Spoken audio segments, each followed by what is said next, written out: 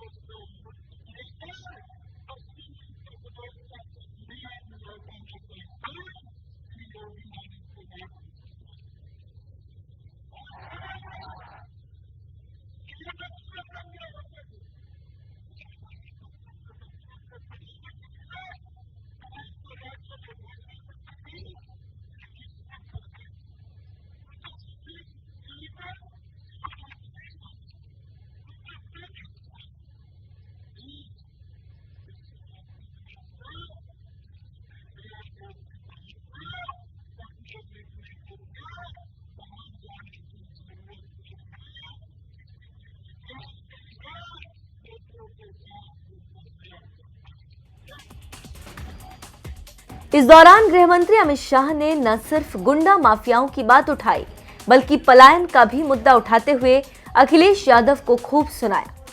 इस दौरान अमित शाह ने कहा कि जब मैं 2017 चुनाव से पहले यहां आया था उस वक्त लोगों ने पलायन का मुद्दा उठाया था। मैंने लोगों को भरोसा दिलाया था कि एक बार आप भाजपा को सत्ता में लाइए, हम पलायन कराने वालों का पलायन करा देंगे।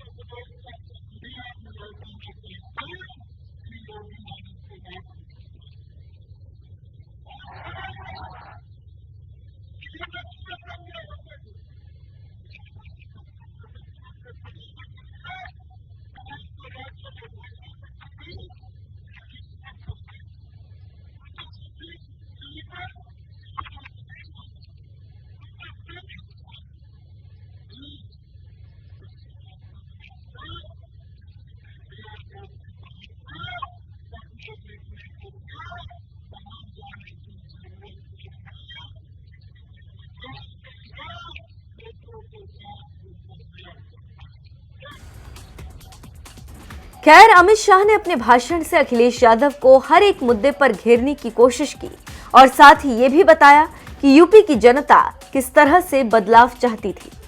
आज यूपी में बहन बेटियों की क्या स्थिति है और पूर्व सरकार में क्या स्थिति थी, इसे भी लेकर गृहमंत्री अमित शाह हुंकार भरते हुए नजर आए।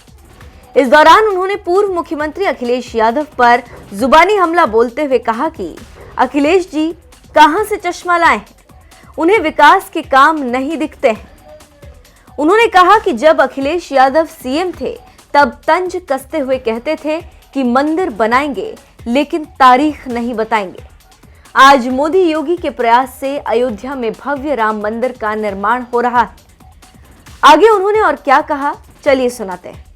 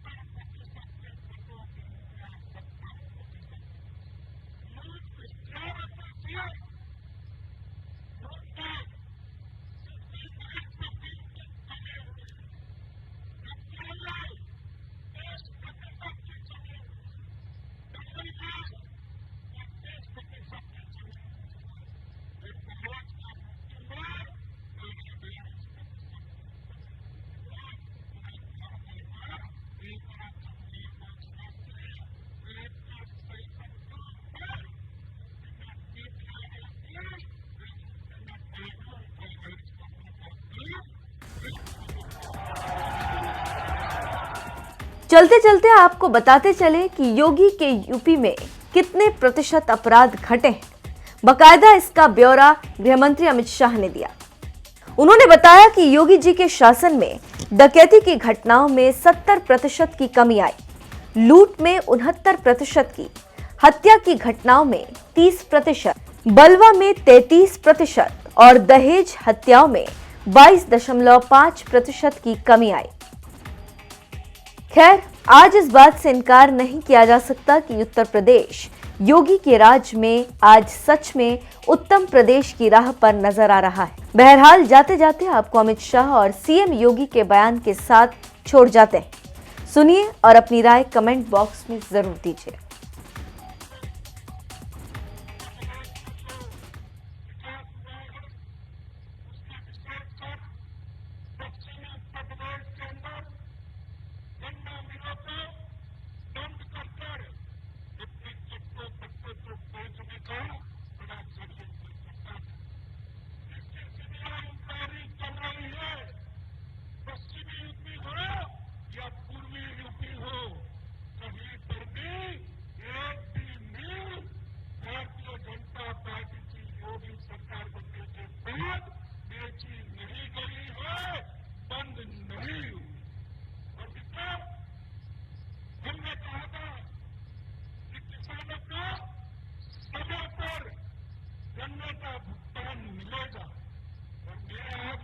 चाहता हूं कि अब तक 90% किसानों का गन्ने का भुगतान करने का काम हो चुका है और जो 10% का बाकी है वो भी इसकी प्रक्रिया चल रही है।